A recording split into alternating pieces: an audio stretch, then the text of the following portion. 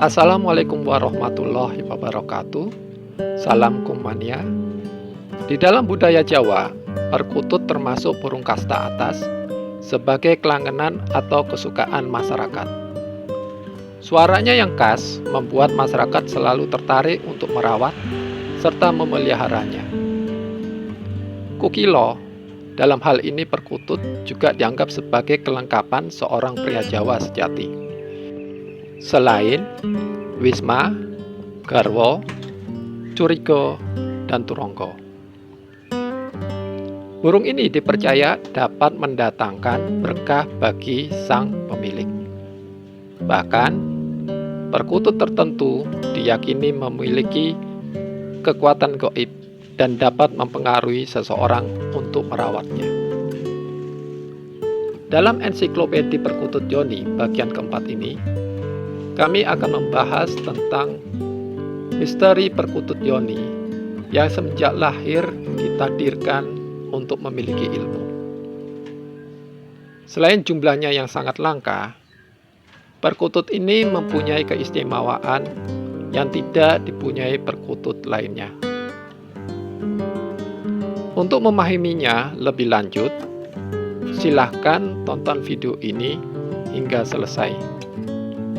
Sebelumnya, kami mohon bantuan kepada para sahabat Kungmania untuk berkenan subscribe dan membagikan video ini melalui media sosial yang sahabat miliki. Terima kasih dan selamat menonton.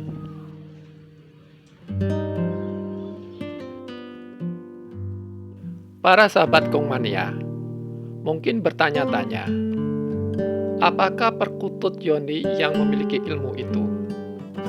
Kalau perkutut Yoni yang memiliki kodam dan tuah, mungkin sudah biasa kita dengar. Tetapi perkutut Yoni yang memiliki ilmu mungkin masih asing bagi kita. Adalah perkutut yang semenjak dari lahir, di dalam tubuhnya sudah membawa ilmu, yang nantinya ilmu ini akan berdampak langsung kepada pemiliknya. Ilmu ini berbeda dengan tuah pada umumnya yang seperti kita kenal. Karena begitu istimewanya, jumlah perkutut ini sangatlah langka. Hanya ada sejumlah 1.207 ekor saja di dunia saat ini.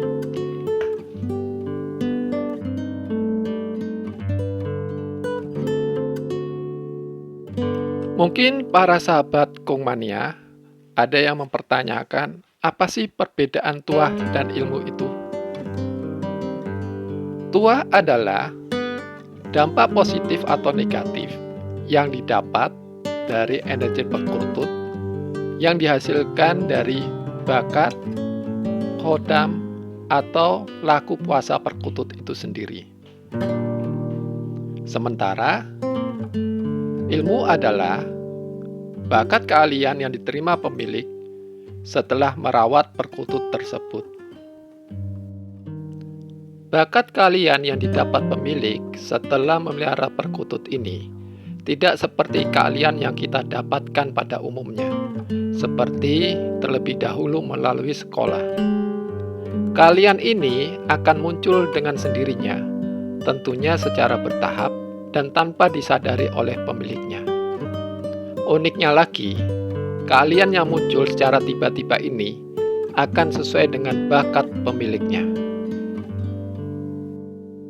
Sahabat Kungmania, untuk memahami lebih lanjut, ada baiknya kita flashback ke belakang sebentar, bahwa pancaran Yoni pada burung perkutut terbagi menjadi beberapa tingkat.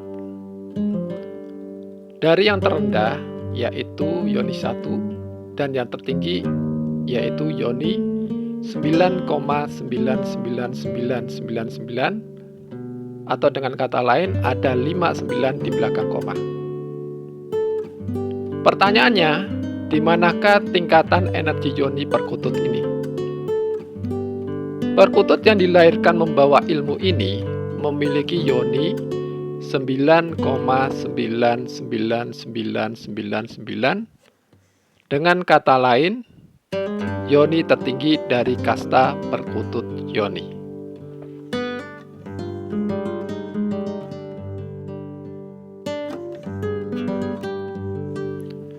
Untuk memahami lebih lanjut, marilah kita amati bersama ilustrasi di bawah ini. Seperti kita ketahui, perkutut lokal asli alam sajalah yang memiliki pancaran energi. Merekalah yang selama ini disebut dengan perkutut yoni.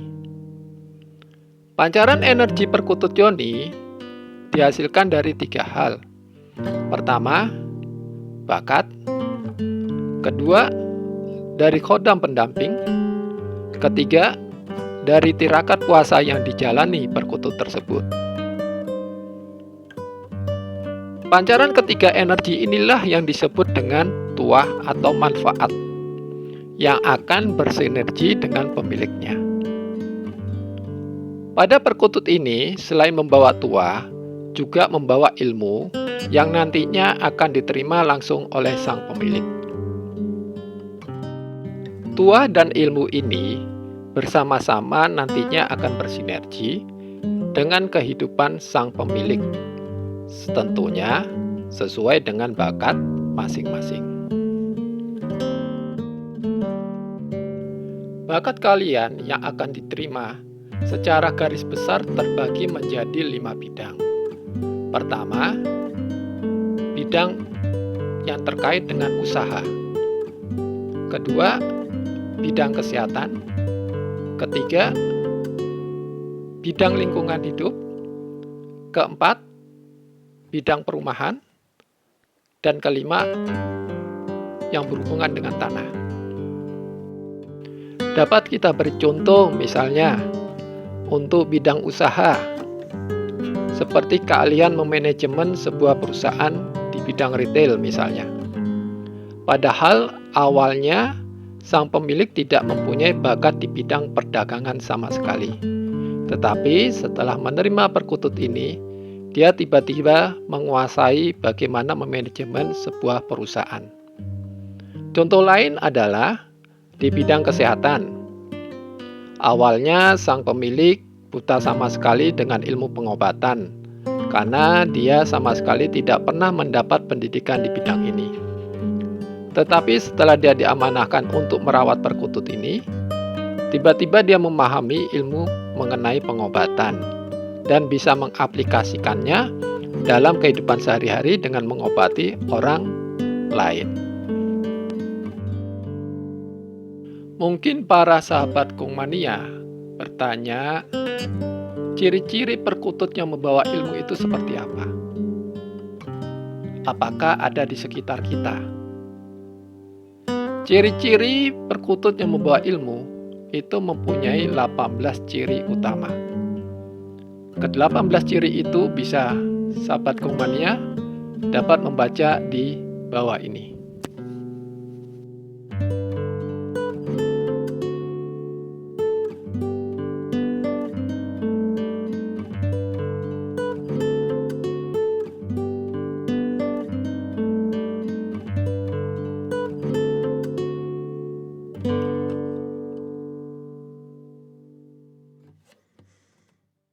Mungkin sahabat Kongmania ingin mengetahui tentang proses terpancarnya ilmu dari perkutut ke pemiliknya.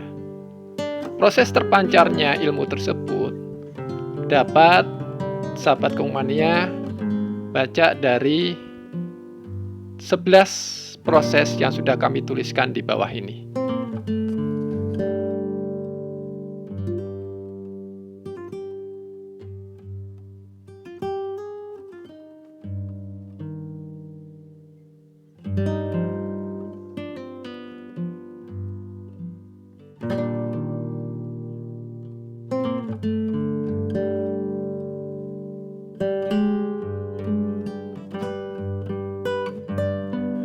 Beberapa habitat yang disukai oleh perkutut ini antara lain, pertama, berapa pohon yang menjadi favoritnya.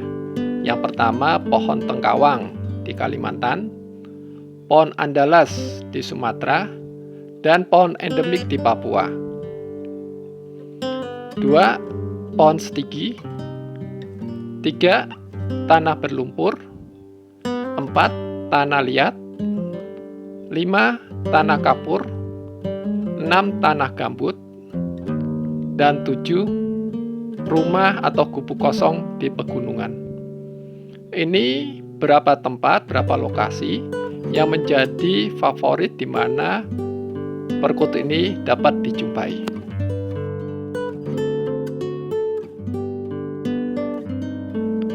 Perkutut ini mempunyai kebiasaan terbang yang berbeda dengan perkutut pada umumnya. Kebiasaan terbang itu kurang lebih dapat kami gambarkan menjadi 5 bagian. Yang pertama, perkutut ini suka tinggal di pohon yang tinggi dan besar. Kedua, perkutut ini akan menghabiskan banyak waktunya di atas tanah. Kurang lebih 65% hidupnya aktivitas sehari-hari ada di atas tanah. 3. Menyukai terbang mengitari pohon tempat tinggalnya berulang kali.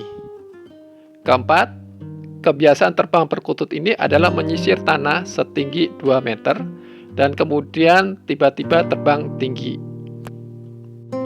5.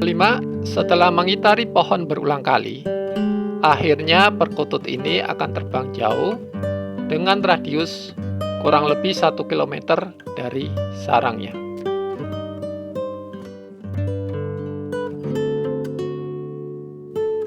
Mungkin ada sahabat Kung Mania yang punya keinginan untuk suatu saat bisa memiliki perkutut ini.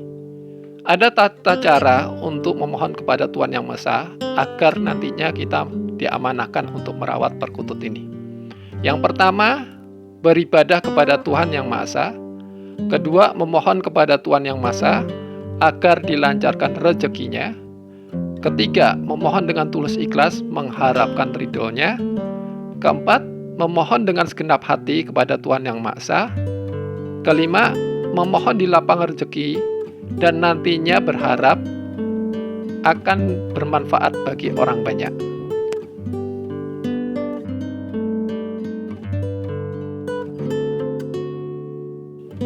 Sahabat Kung Mania, perubahan apa yang terjadi setelah kita nantinya dapat memelihara perkutut ini? Yang pertama, wajah akan memancarkan cahaya. Kedua, orang itu tampak memiliki aura yang memancar dari tubuhnya. Ketiga, dimanapun orang tersebut berada, orang di sekelilingnya senang akan kehadirannya. Keempat, senang bersedekah. Kelima, orang di sekitarnya merasa nyaman jika orang ini ada di antara mereka. Keenam, memiliki keahlian sesuai dengan ilmu yang diterimanya. Ketujuh, senang membesarkan hati orang lain. 8. Kehadirannya diharapkan oleh orang banyak. 9. Dirinya suka berinteraksi dengan orang lain. 10. Mempunyai kemampuan untuk mempengaruhi orang banyak. 11. Ucapannya sangat didengar oleh orang lain. Secara garis besar, dampak positif memiliki ilmu ini adalah: pertama, orang yang memiliki ilmu ini akan menjadi ahli di bidangnya sesuai dengan apa yang menjadi hajatnya. Dampak positif dari ilmu tersebut akan terpancar melalui dagu sang pemilik dan bersinergi dengan seluruh tubuh sang pemilik. 3. Ilmu yang sudah menyatu dengan tubuh sang pemilik inilah yang nantinya akan berdampak positif bagi lingkungan. Keempat, terlihat bercahaya yang terpancar melalui muka sang pemilik. 5. Apa yang diucapkan oleh sang pemilik akan didengar oleh orang banyak.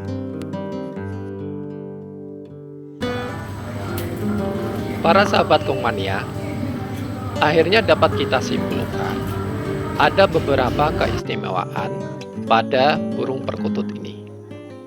Yang pertama adalah perkutut ini memiliki energi yoni yang tertinggi di kasta perkutut yoni, yaitu sebesar 9,99999. Kedua, selain memiliki tuah yang baik, perkutut ini ditakdirkan membawa ilmu bagi pemiliknya, di mana nantinya akan sangat berharga bagi kehidupan pemilik dan lingkungannya. Ketiga, jumlahnya sangat langka. Hanya ada 1.207 ekor saja. Itu berarti 11% dari seluruh perkutut yoni yang ada, atau 0,1% dari seluruh jumlah perkutut yang ada di muka bumi sekarang. Baiklah sahabat Kongmania, seperti biasanya kita akan menjawab beberapa pertanyaan yang diajukan kepada kami.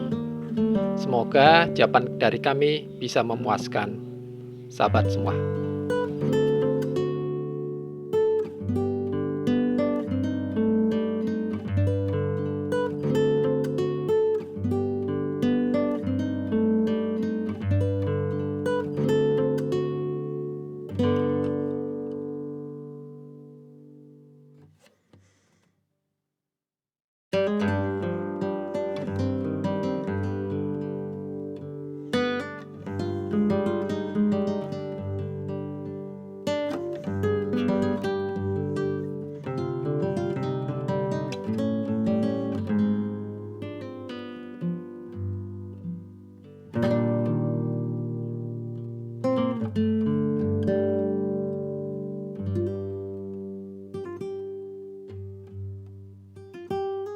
Akhirnya kami ucapkan banyak terima kasih kepada sahabat Kongmania. Dan kita akan berjumpa lagi dalam ensiklopedia Perkutut Yoni bagian selanjutnya. Mohon maaf atas segala kekurangan yang ada. Salam Prawiro.